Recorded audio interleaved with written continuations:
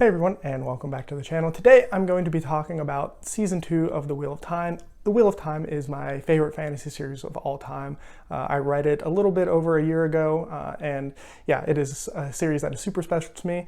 This is Season 2 of The Wheel of Time, so if you haven't watched Season 1, might want to actually don't go watch it. But with that being said, Season 1 of Wheel of Time had a lot of outside influences that affected it, between actors leaving and then the virus hit them pretty hard at the time. And just to give you a quick overview of what I thought of Season 1, I think as an adaptation, it's got to be like a 1 out of 10. And as a TV show, even if in itself, it was probably like at best a 4 if you're being really generous. I think I would probably say it's probably a 3 out of 10. So that is my general quick overview of Season 1. So I'm going to talk about Season 2 now. I'm going to go through some of my positives and negatives of it, because I don't want to be just negative about it, because this is an adaptation of a series that I love. So let's go ahead and start with some of those positives. This is such a silly positive, and it's such a small difference, but I really think them just taking the time to add some of the VFX effects, from the Trollocs improving, and that kind of thing, just everything looking a little bit better is huge. And something I actually really love that they have done is they have added colors to the weaves. I think it matters more to me than it probably should, but I just think it adds a lot to the world, because when it was just all white weaves, it just kind of looks like the wind flying around doing things. I don't know. It just didn't really show the power as I would have liked it to have been shown. And so the fact that they took some time to add color to the different elements of the weave, so that when you weave it together and something happens, you can kind of just see that the slight distinct difference between them, I think is a really nice positive, and just shows that they have put a little bit more effort, or had the ability to put a little bit more effort in. And I don't know, it's something that I think builds out the world a little bit and will help people understand the magic system a little bit more than they probably currently do after Season 1. I think another huge positive here has been Zoe Robbins as Nynaeve. I think she has done a fantastic job of portraying Nynaeve. She is one of probably the only character, maybe not the only character, but she is definitely the one character who I really feel is similar to the character in the book. Nynaeve at this point in the book was extremely frustrating to me, and in the show currently, the things she does and says and the way she acts is extremely frustrating. So to me, that is very spot on. Nynaeve's character arc is one of my favorite. She's my second favorite character in The Wheel of Time, behind Rand. And the character arc she goes through the series is just absolutely amazing. And at this point in the story, she's acting how I would expect Nynaeve to be acting, which is awesome. So that whole character, everything they're doing with her, I think is working really well. And specifically around Nynaeve, I think something awesome we got to see was her testing. While yes, I do have some problems with her testing, and specifically some things that happened at the very end of it, I think in general, showing the accepted test was a huge positive for the show. It introduced a little bit of the magic, some of the mystery to, hey, we don't really actually fully understand everything that's going on with this magic.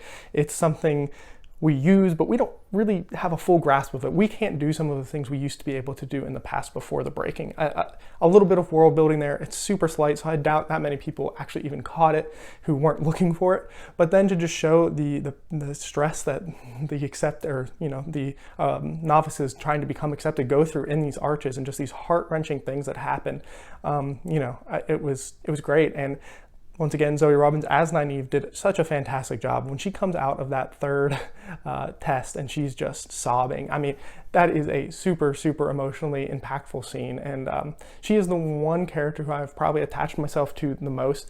I think most of the actors have done a pretty good job as their characters, but I think Zoe Robinson has just really encompassed what I would have expected out of Nynaeve at this point in the series, which is just awesome. The next thing that I think they have done good building out this world is how awful the Shan are. They are establishing them pretty early on, and they're doing some of the things that, as a book fan, I'm happy to see, like the hand talk that they're doing. I don't know, it's those little details that as a book reader I appreciate. I don't know if the casual fan of this show will notice those things, but for me it is showing that they have put a little bit of detail into the world.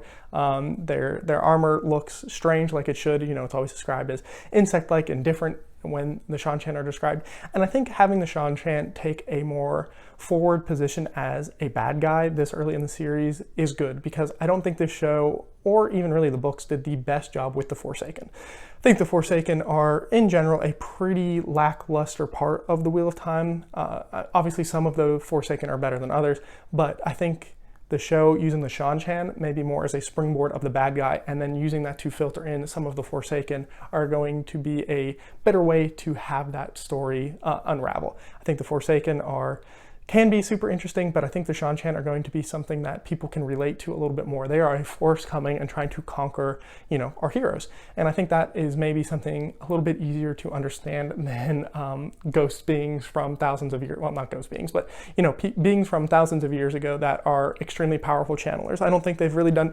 anything too well to introduce those kind of characters to us yet, and maybe that will come. This is only the first 3 episodes, but I really think the Shan being the bad guys is, a good thing, especially at this point in the series. So overall, I think for the positives, I am curious enough that I'm obviously going to watch the rest of the season. They haven't done anything yet that makes me just want to insta turn off the TV, though they did get pretty close, which I will mention in my negatives. But overall, I think they have done just enough to make me want to continue watching. Now, let's go ahead and talk about some of those negatives, and we'll just start right off the bat with the one thing that has made me probably the most frustrated with this show, and that is the relationship that is happening between Lan and Moiraine. That relationship is just not right. It to me, in the books, even when Moiraine and Lan were not on the same page, when they were fighting, when Moiraine wanted to do something that Lan didn't want to do, that whole dynamic where they were fighting and angry with each other, it always felt more like a brother and sister kind of relationship. I mean, yes, there is a slight power imbalance in there, but it was never disrespectful. There was always respect and caring between them, even when things got heated. And unfortunately, in this TV show, this is like a boss to an employee that they hate. That is the feeling I am getting, and it is honestly a disgusting character assassination for both Moiraine and Lan. I hate the way that this relationship is being portrayed. It's just not right, and it's really frustrating to see because those 2 characters in the book together are just so awesome, and the way that it is happening in the show just is not right, and just the vitriol that I really feel like Moiraine has for Lan at this point in the show is just, I don't know, it's not right. When I was watching it, I said out loud that this is disgusting, and I hate the way that this relationship is being handled between these 2 because it's just not right. Moiraine always had respect for Lan once they, were bonded, and it's just such a missed opportunity to have a super powerful platonic relationship between characters. This show has gone very heavily into the warder Aes Sedai relationship in a way that isn't there in the books.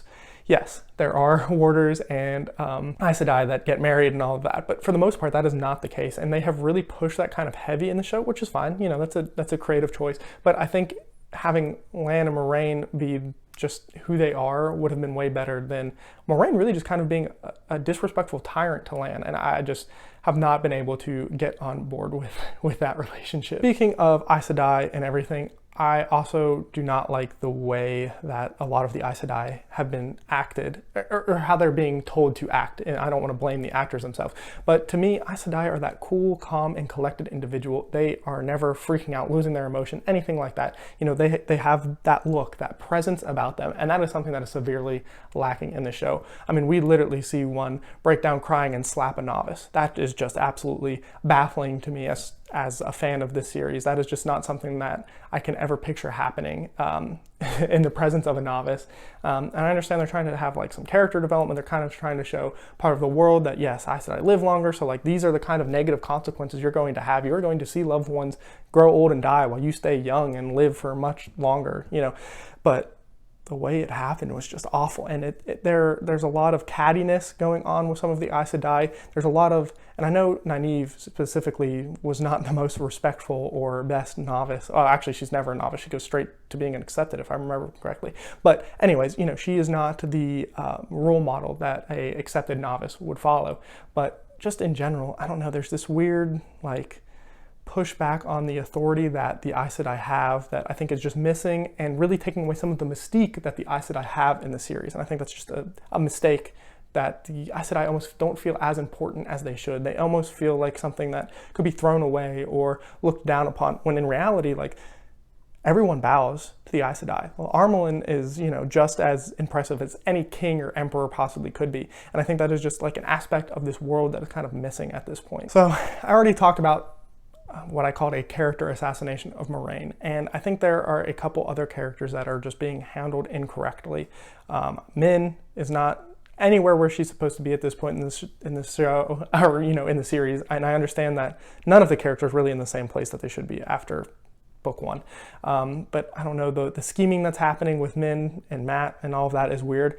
I also think that at this point, there's no way Matt would have left Egwene just sitting there crying. That's just not something Matt would have done. Matt maybe would have complained and been like, why me? Why do I always have to be the one that does this, saves the day, makes somebody comforted, something like that. That would be much more Matt than Matt seeing Egwene crying in the garden and then just dipping. That's not something. And I know there's supposed to be like some manipulation where she's reading Matt letters and leaving out the parts about him, all this stuff. There's a 0% chance that Matt walks away like that. I just cannot imagine. And, I know Matt is not a fan of the Aes Sedai, whatever, that makes sense throughout the entire books. Yes, he's not a fan of Aes Sedai, but he would not have left Egwene. If anything, he would have tried to get Egwene and said, hey, one of these sisters has kept me locked in a room for the past, 5 months? We got to go. And that's what would have happened. There's no way he would have just left like he did. I also think that they have no idea what they're going to do with Perrin. Everything about Perrin has been kind of destroyed since the beginning of the series. The fact that they decided to add in a magical wife that never existed and then have him kill her, 30 minutes into the first episode or whatever is just, to me shows a pretty crucial lack of understanding of Perrin's character from the beginning. I don't think they know what to do with his powers. I don't think they know what they want from him at all. And I will be curious to see what they do with him going forward. I really do think that the wolf powers that they are trying to establish where he sees what's going on is a choice. But yeah, that is just really strange and just another character that I don't think they know what to do with all of these characters, or they just misunderstand fundamentally what the characters are. That goes for Rand too. At this point in the story, there's no way there's no way Rand goes and attacks somebody at this point in the series. We could talk about later on in the series some of the things that happen to Rand and things that he does that are not good. Sure, but at this point, I know they're trying to accelerate this and we're trying to get through 2 books, really, stuff from The Great Hunt and The Dragon Reborn. But I don't know, it has made Rand so unlikable and just what is he doing? What is his point? I don't know. He's not the character. There's things that happen in later books that make him a very different character, and I think that's what makes Rand my favorite character in this whole series. Is the journey Rand goes on is unlike any other character I have ever followed through in a series. And so to just see some of these characters mishandled from most of them, honestly, I think they have done a pretty good job with Nynaeve and Egwene as far as they can. But outside of that, I feel like they've mismanaged. Even if going back to season 1, they mismanaged Tom, they've mismanaged Moraine, Lan, just so many. And I think that is really my biggest problem with this series. And so I've kind of thought about this. And so for these first 3 episodes, I think I would give them a rating of a 4.5, maybe a 5. As a TV show, I think they're fine. I don't think they're anything special. As an adaptation, though, this has got to be a 1 on a 1 out of 10. This is, part of that is from season 1. So many things were different. So many things were changed, everything like that. But still, this is no longer an adaptation in my mind. This is an inspired by series. That is what this show is. It is not an adaptation. It is inspired by. And I think when you look at it through that light, it's a little bit better. But I wanted an adaptation. I didn't want somebody's different version of Robert Jordan's Wheel of Time. I wanted Robert Jordan's Wheel of Time, not some producer in Hollywood who wanted to do a different story and somebody said, hey, use this as a template. Inspired by story is not something I wanted. But yeah, that is all I have got for the first 3 episodes. I won't do one of these for every episode.